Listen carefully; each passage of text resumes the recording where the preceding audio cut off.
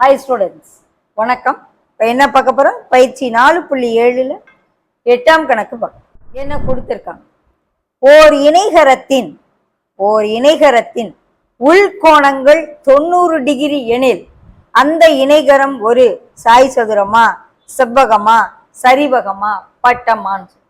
இணைகரத்தின் உட்கோணங்கள் அனைத்தும் 90 டிகிரி. இணைகரம் அப்படின்னு சொன்னாலே எதிரெதிர் பக்கங்கள் சமமா இருக்கும், இணையா இருக்கும். எல்லா கோணமும் 90ன்னு சொல்லி கொடுத்துருக்காங்க. உள்கோணங்கள் அனைத்தும் 90ன்னு சொல்றாங்க. ஸோ உள்கோணங்கள் அனைத்தும் 90 டிகிரி ஆகும்.